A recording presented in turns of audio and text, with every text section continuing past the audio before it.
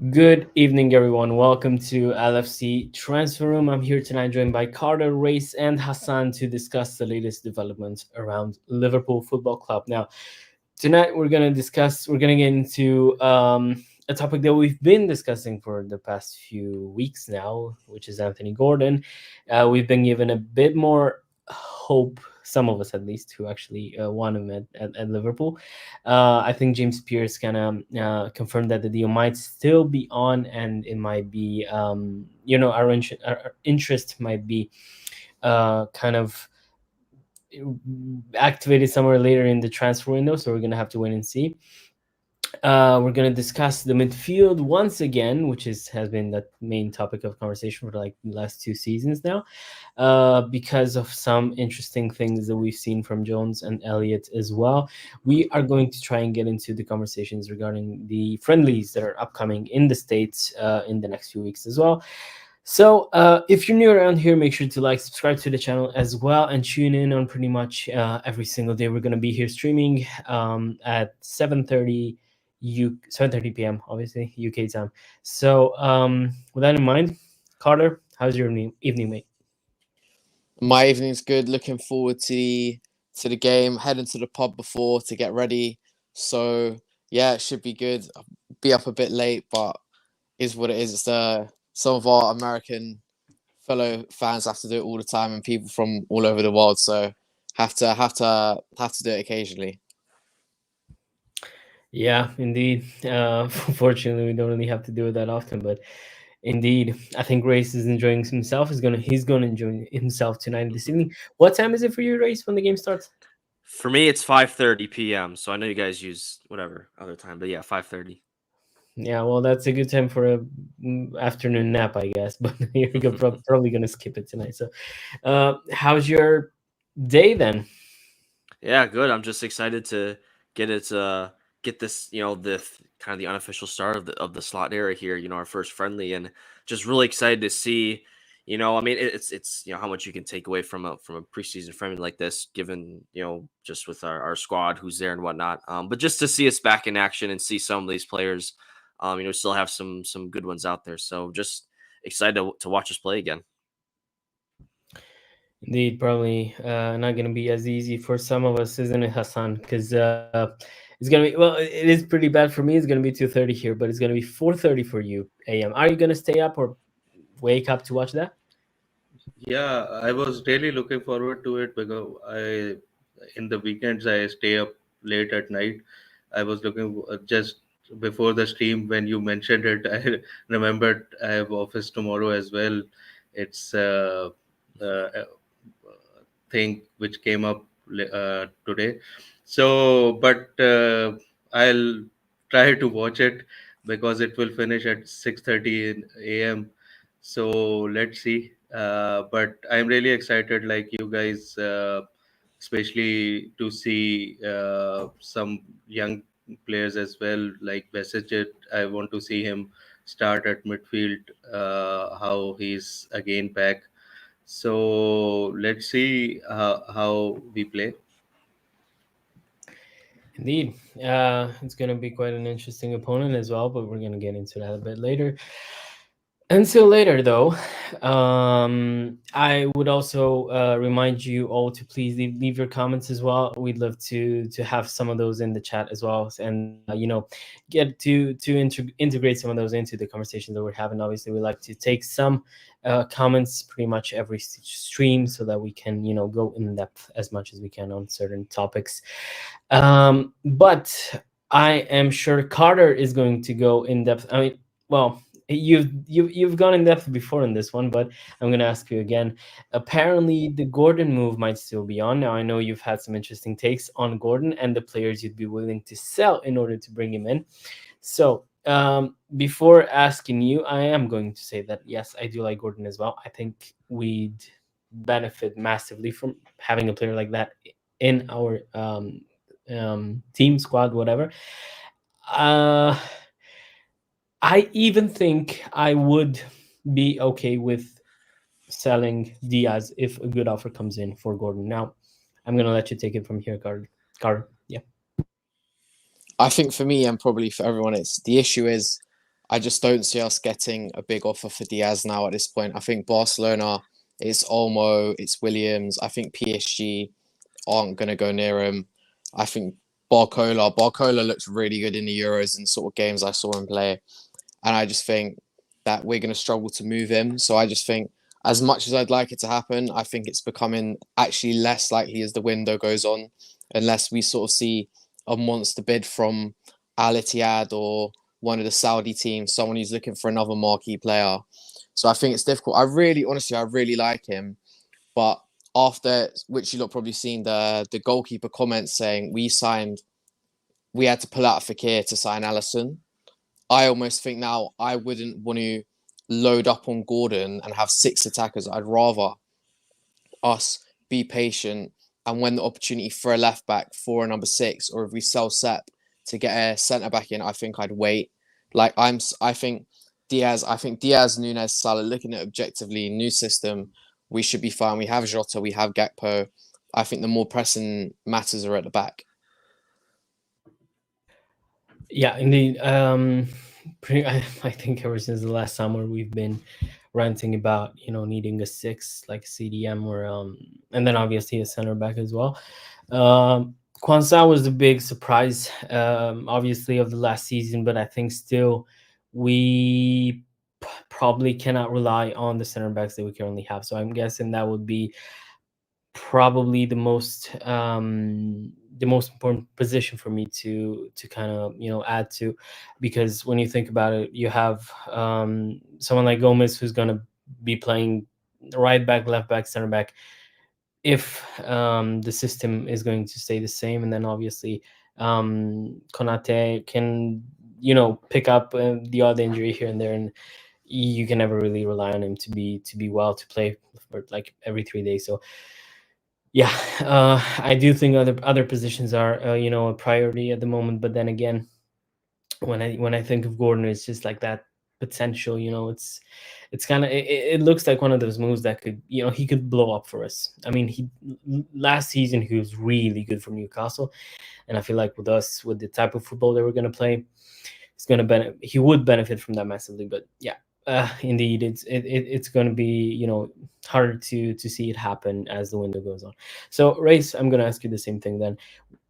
Would you take Gordon, and would you sell someone else to make room for him? I'm not sure I would. I mean, selling. Do you think you'd be selling Diaz then for Gordon to come in?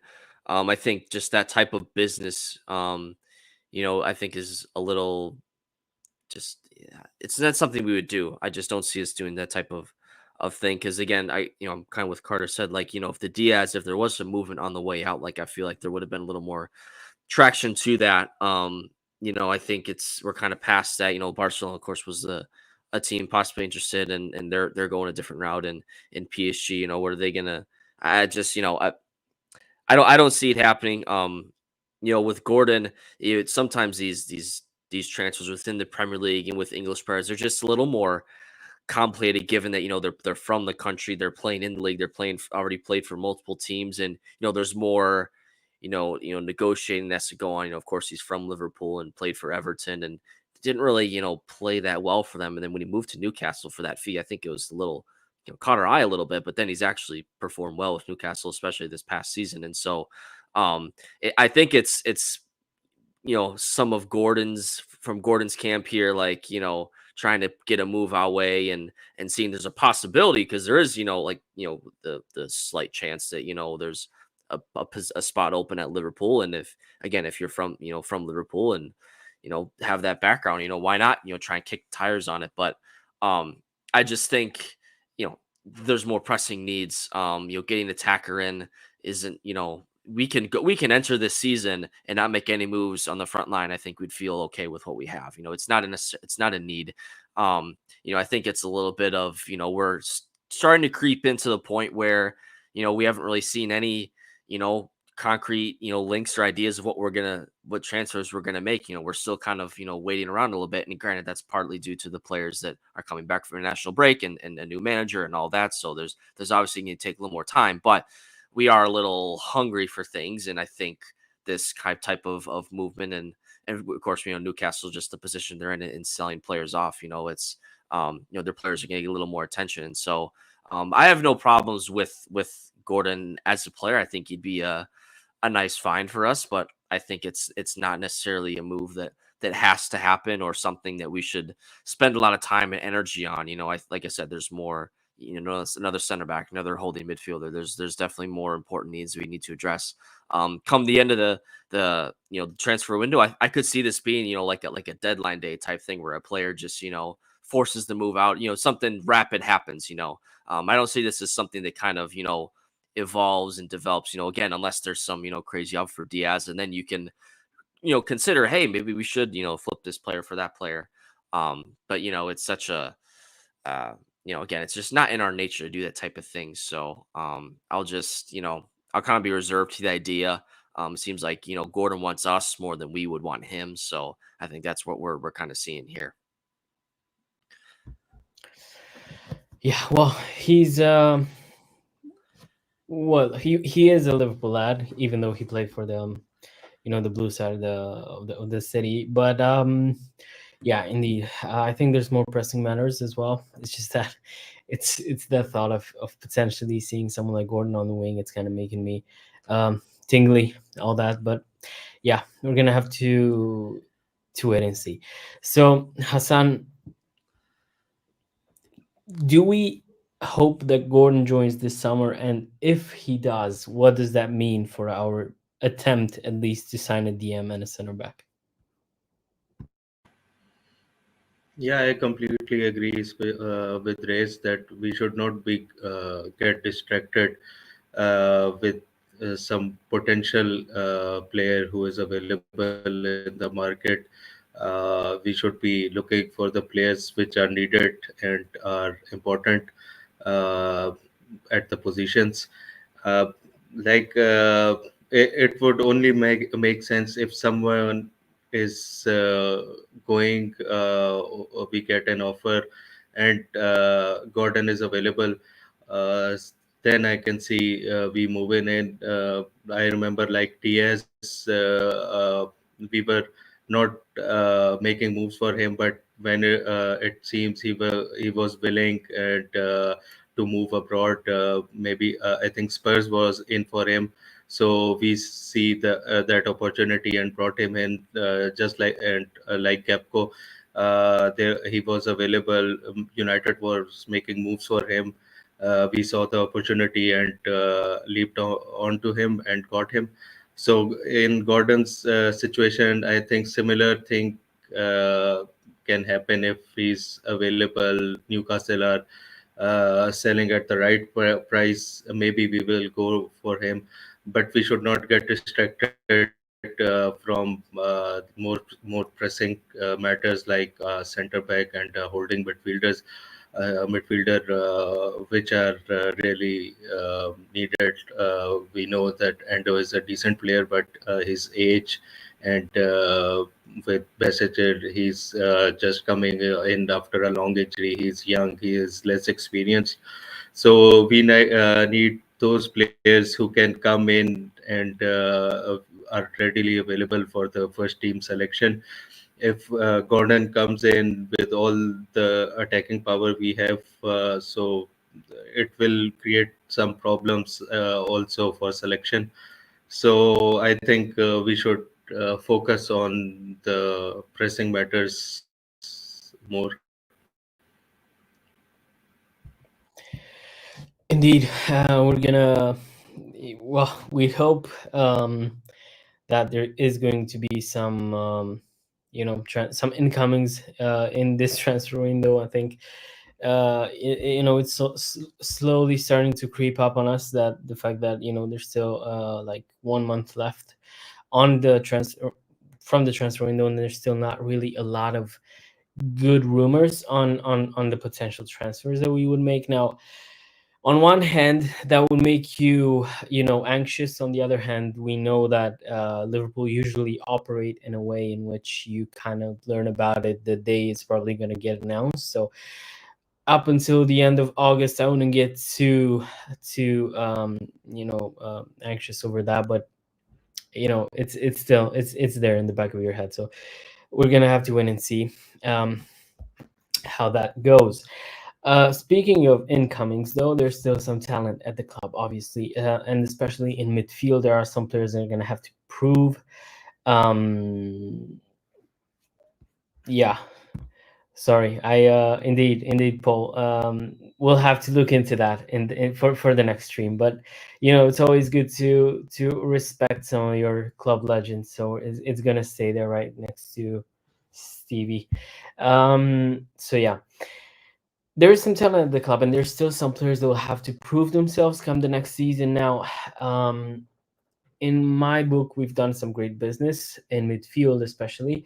I think we have some players that are extremely talented, but they haven't quite lived up to the hype that was maybe around at the beginning of the season. One of those names would definitely be Dominic Soboslai for me, who started off, extremely impressive, but then kind of dimmed down, and he wasn't really a first team regular anymore come the end of the season as well, after his injury, of course.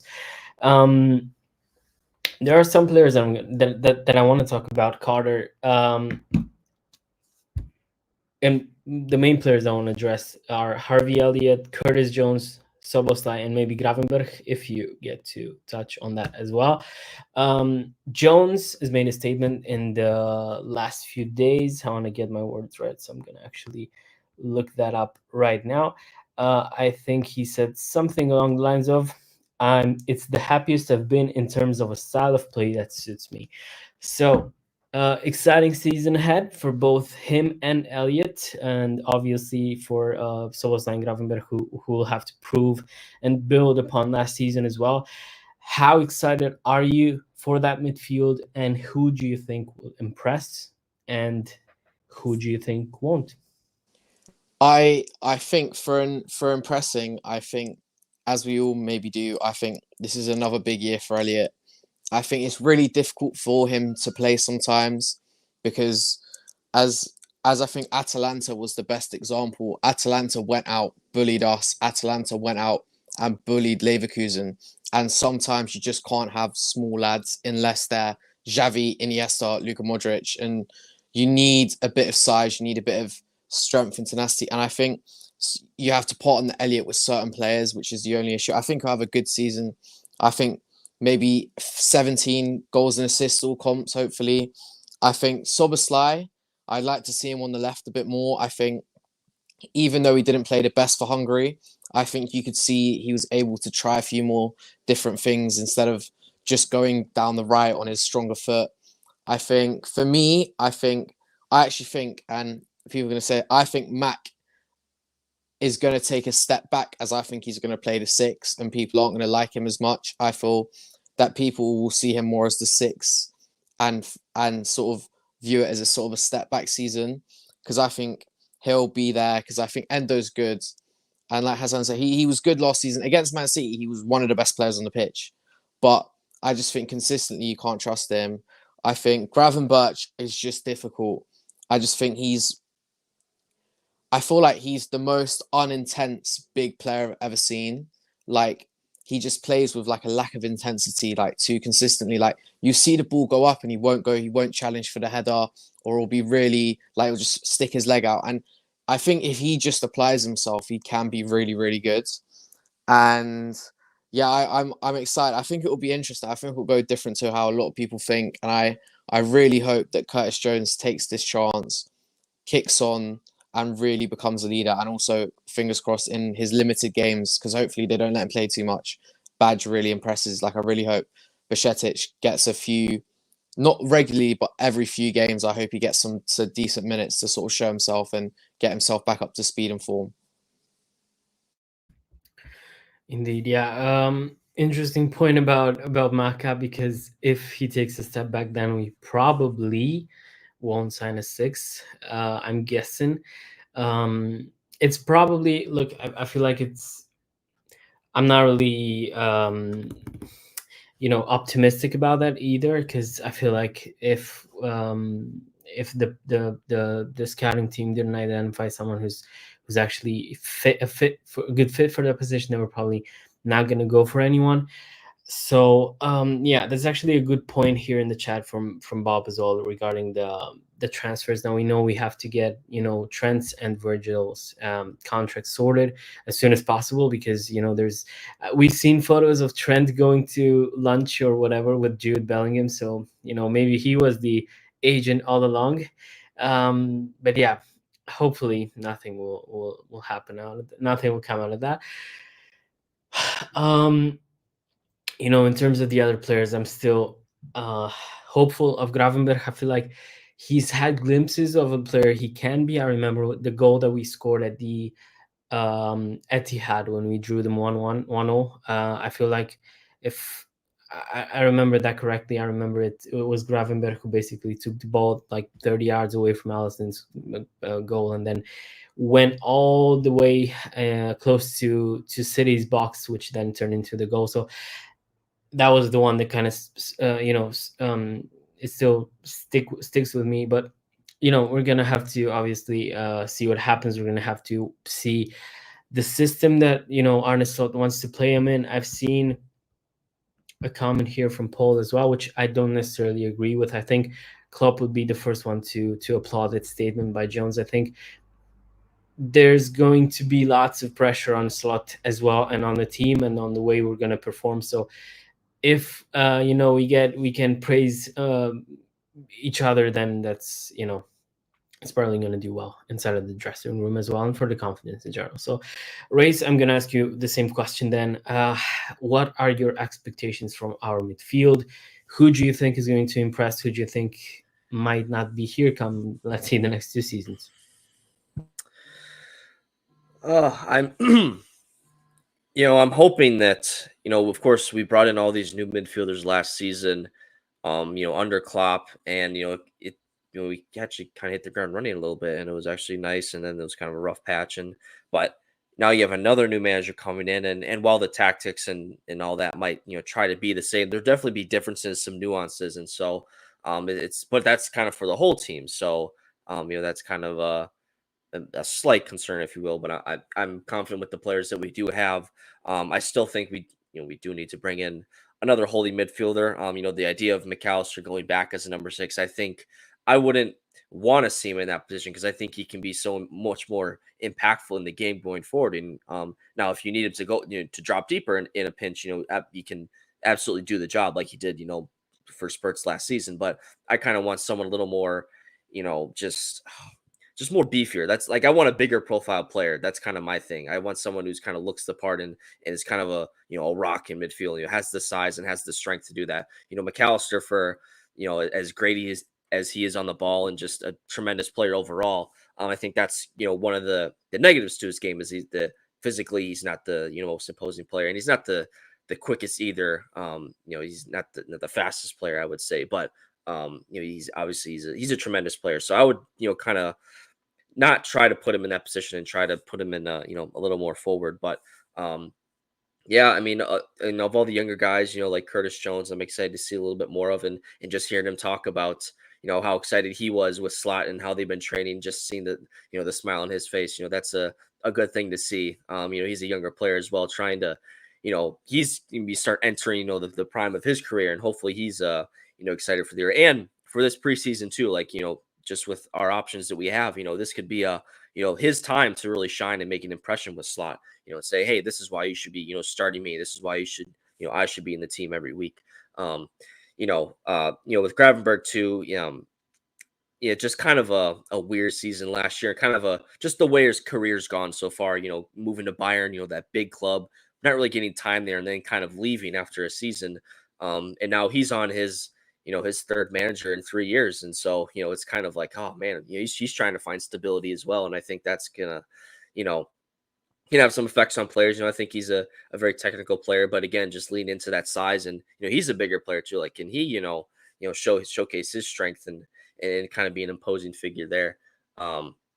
Just we have we have the pieces there, bar, like I said, the one extra midfielder I think we should purchase. But I'm confident where our midfield is at. There's a lot of versatility. There's a lot of It's not an aging midfield either, which is why, we did this whole, revamped midfield last summer. So just continuing to build on that this year. And, it was pretty incredible that, last season with our new midfield, we played as well as we did, just given how important, the midfield is. It's the center of the park. It's such an important, piece. And so, just the more experience these guys can get, in the Premier League and playing together. And, it's going to be, whether it's a 4-2-3-1 or 4-3-3, and just how different, the slot is going to line us up and look.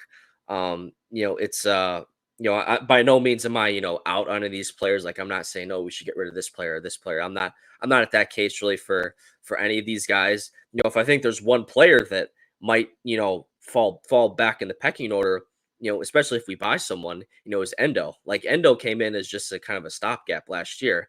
But we all know that he's not the long-term solution.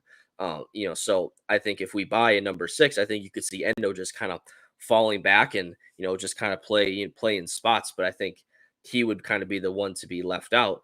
And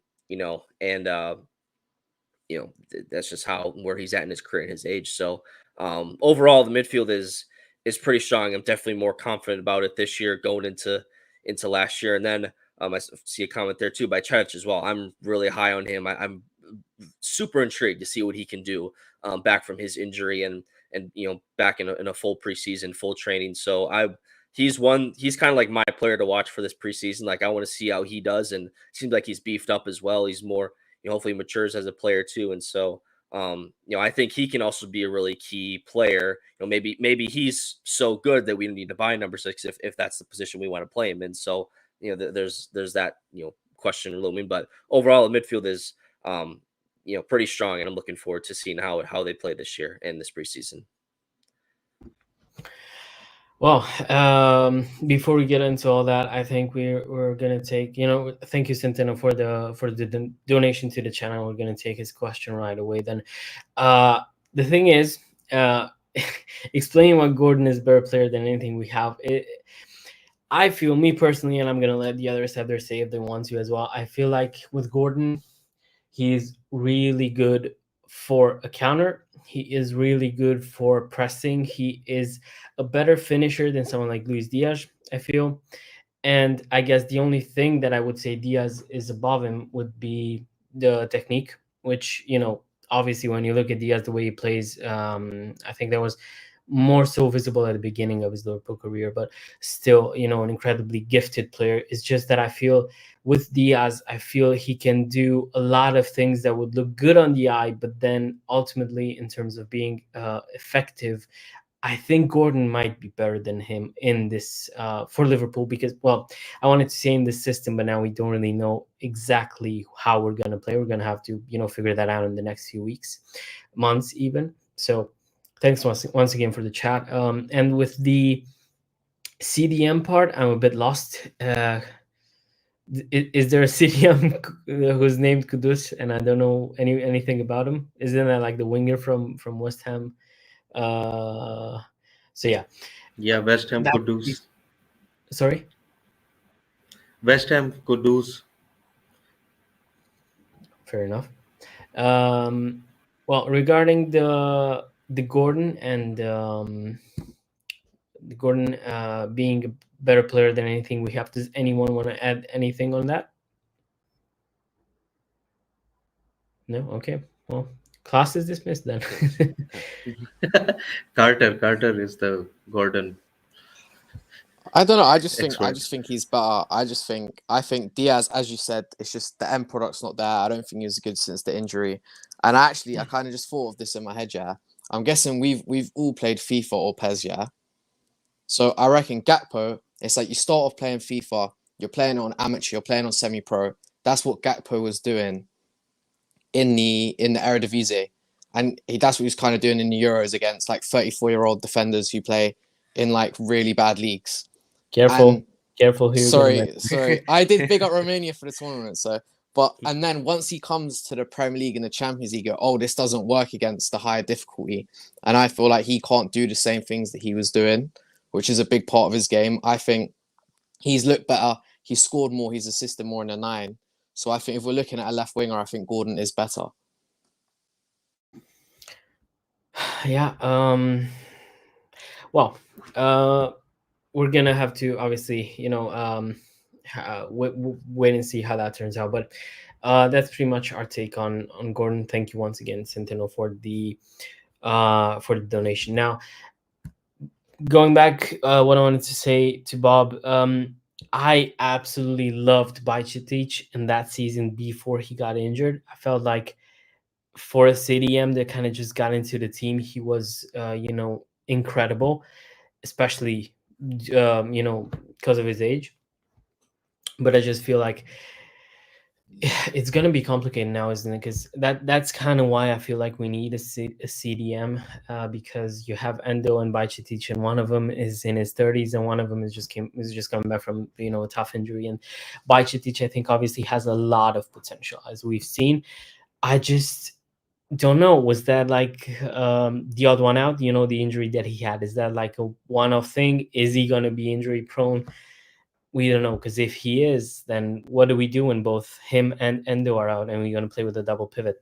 Because yeah, it's gonna cripple us once again. So that's why I feel like a CDM would be a great addition. Now, I get that maybe there's no perfect player to come into, but I just feel like you can't really keep on waiting for perfect. It's not like you're gonna go on Tinder and you're just gonna swipe, I don't know, left or right. I'm not dating us, but you're not gonna be searching for the one perfect fit, are you? It's gonna be, you're gonna have to find someone who kind of fits the system and then give them a chance to grow.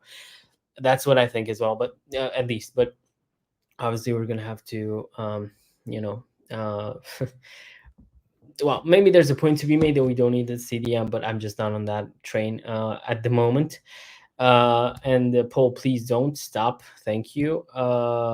It's just like Gomez has played left back, right back, center back, and I'm just like, what else? He's not going to be the solution to every problem that we have. And yeah, well, that's my approach on it. I wanted to give my 2 cents on the conversation on McAllister, as well as Cardinal Ray said on him being playing as a six or not.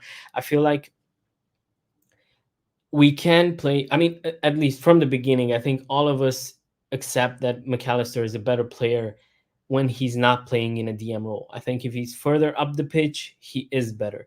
The thing is, does him playing as a six offer us more somewhere else than him playing further and having to play some other DMs? I guess that's the conversation. That's something that Slot is going to have to figure out. And that's why I feel like there's so many question marks on the positions that we're going to have to figure out in the next few months. And that's why I kind of said at the beginning of this, well, beginning of the summer rather, that I think we're gonna have to have realistic expectations from the team and from the head coach, from Slot, because he's probably not gonna take us on a title charge in our first season, because there's still a lot of things that we need to figure out. So Hassan, with that 15-minute introduction in the subject, I'm gonna ask you the same thing on our midfield. Then, who's going to be the star in the midfield in the next season, and who do you think is not going to impress? Yeah, for me, it is a really, really important season for two youngsters like Harvey Elliott and Jones. Uh, Elliott, who's shown really good signs last season. Klopp also admitted that he regretted not playing him enough. So I think with the slot system, I think he will benefit. I would like to see him more like number 10 with Salah on left, providing him the balls and he can find and I think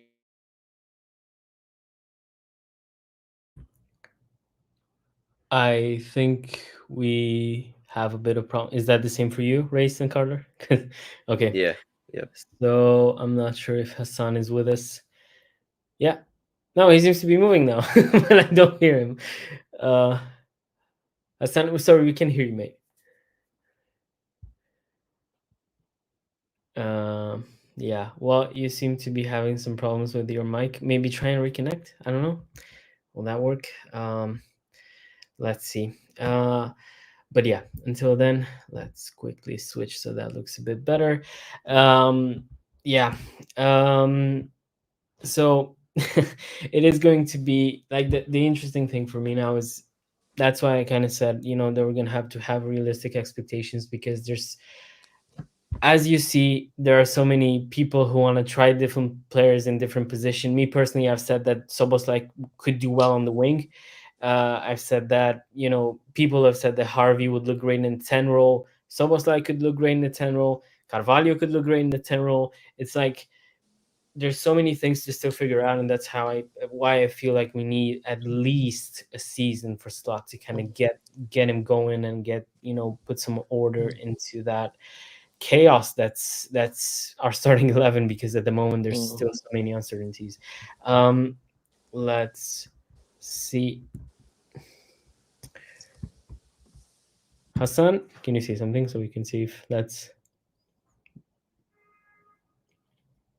Can you hear us, mate? Yeah, well, I don't really know sign language, but I'm guessing that means that means you hear us, but we still don't hear you. So if you can make a good point with just by using your hands, then I would love to. But yeah, okay. I mean, I guess you probably could, but that's not something we could show on the channel. So we're gonna have to move on then. So okay, I wanted to put yourself on mute and I put myself. That's amazing. Anyways, we're gonna move forward then. I'm gonna ask Carter and Race, and I'm gonna have Hassan nod or whatever and say no if he. Oh, that's that. I guess he didn't like my joke, so he just up and left. Okay. Well, I'm gonna ask Carter and Race then to kind of chip in on our last topic for the evening, which is the preseason. The thing is, I feel like I've always been the type of supporter, the type of fan to not really care about friendlies, and I don't really care if we're gonna lose against Arsenal and United and whoever else in the friendlies, because at the end of the day, those are friendlies. I just feel like on this kind of, I was thinking about it today. If we're going to lose those games, is that going to have an effect similar to what happened 2 years ago with Nunez and all those misses he had in training and videos that were on Twitter everywhere on Slot? Because if Arne Slot loses pretty much every single game leading up to the Premier League's start, is that going to attract a lot of negative energy around the team? Is that going to be manageable? Is that going to affect us when we actually start off the season? So I'm going to have to ask you, lads. Carter, what do you think? Do you think these games we should be winning? Do you think it matters? Do you care if we win or not? I think it just helps if we do all right, because if we lost every game, certain pundits who support Manchester United are going to start pushing a certain agenda and be like, he's not good enough.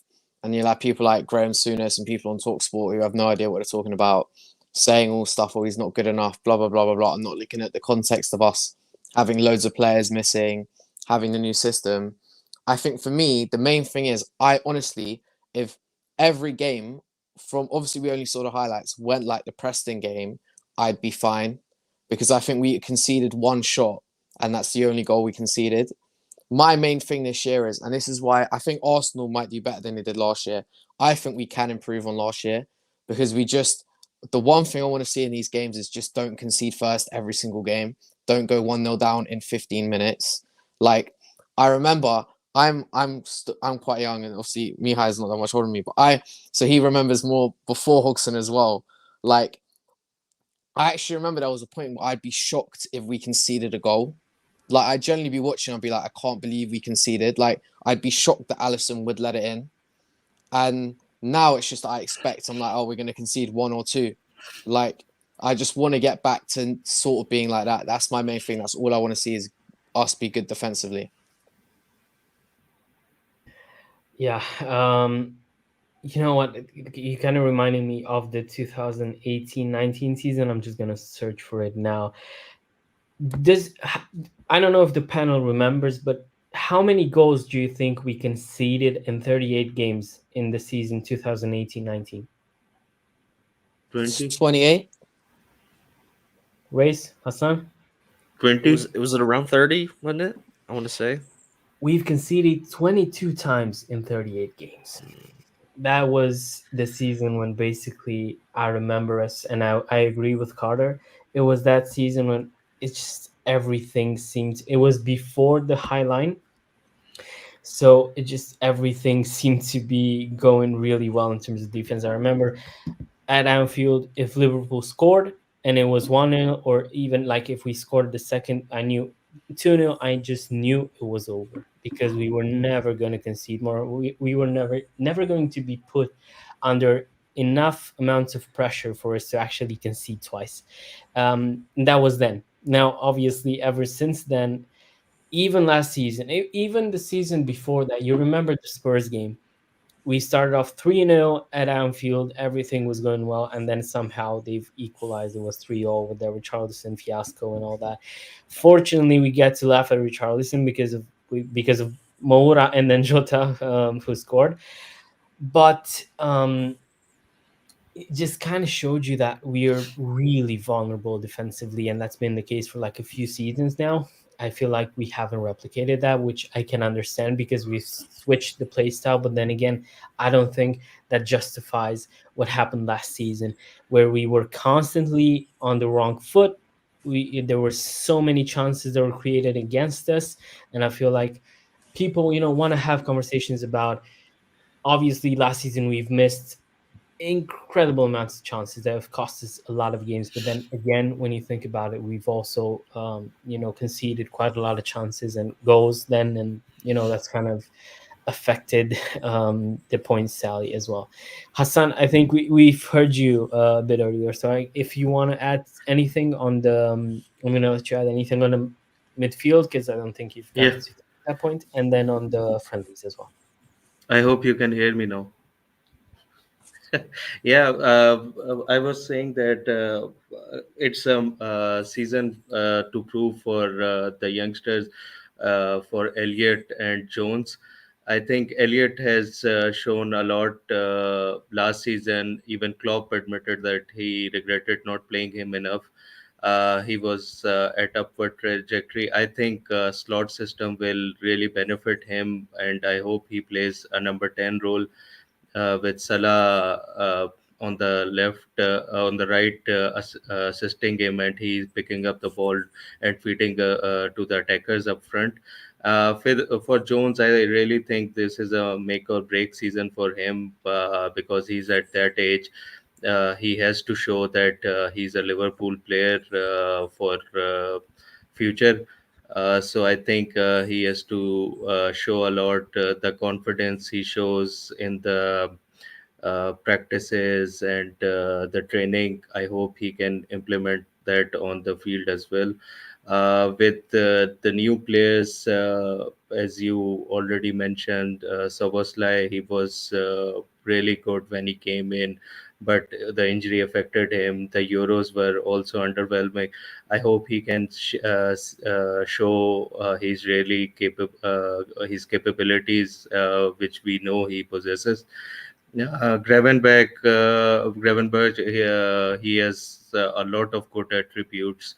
His dribbling skills are really good. His physical presence is really good.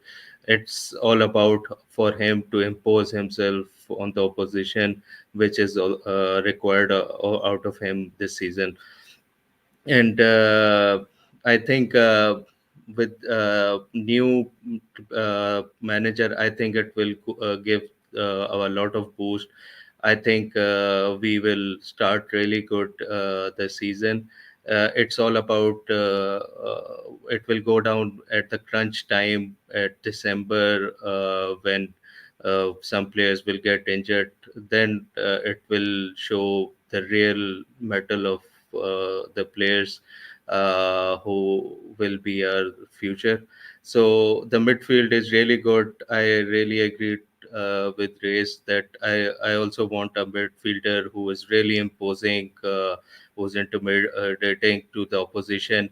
With McAllister, with all his capabilities, but I think the attackers, when they see him, they see a chance, they can run past him or uh, dribble past him. But some one like Fabinho with his big stature, with tackling capabilities, I think we need someone the attackers will be worried about.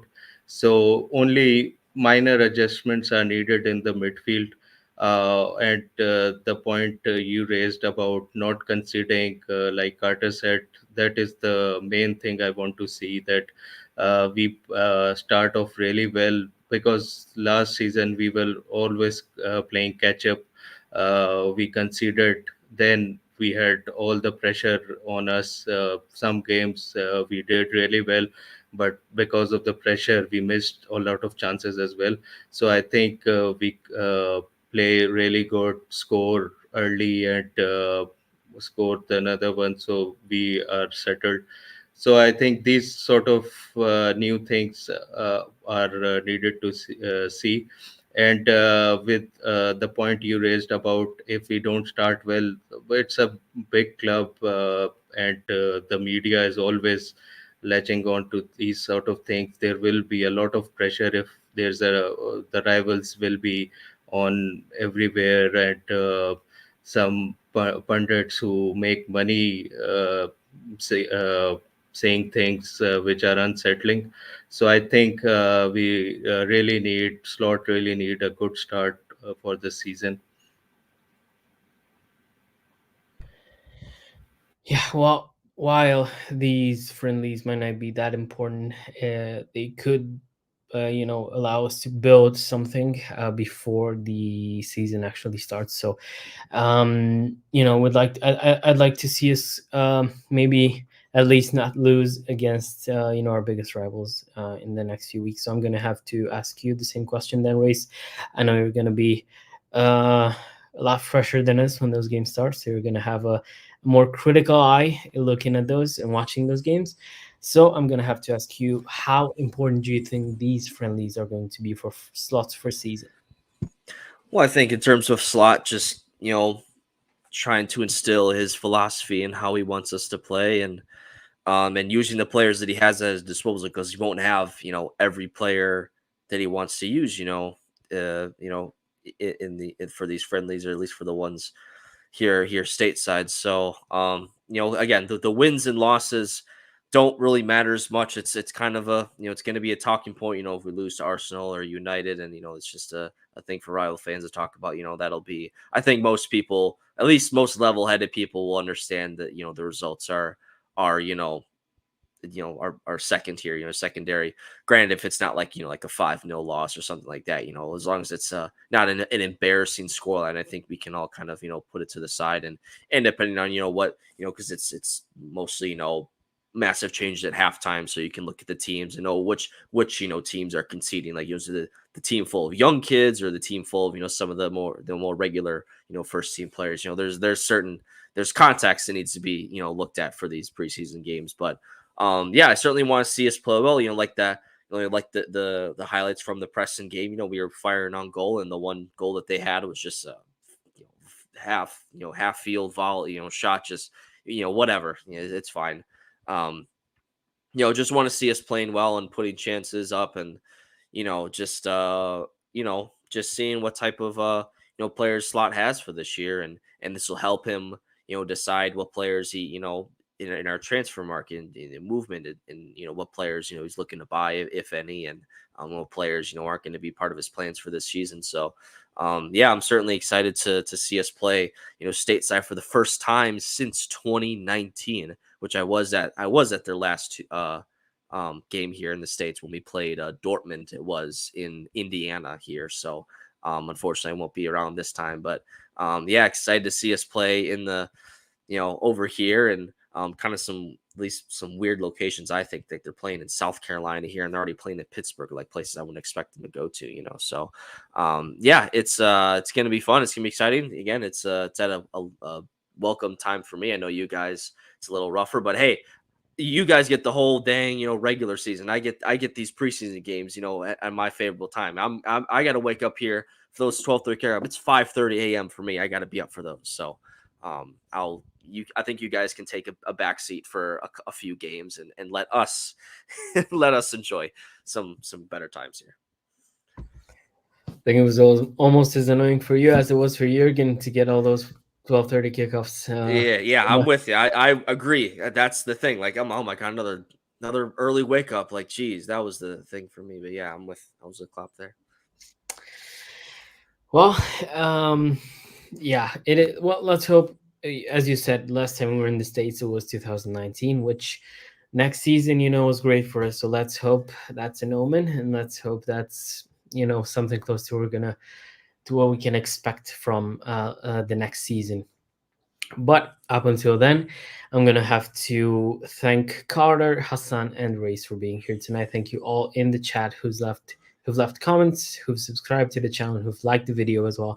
Thanks to all who've been here from Twitter or X, if you want to call it that. But yeah, make sure to come over to YouTube, subscribe to the channel, and basically tune in on pretty much every day, 7:30 p.m. UK time. So once again, thanks everyone, and hopefully for tomorrow we're gonna have to review a very convincing win for the Reds against Betis. And yeah, up until then, up the Reds.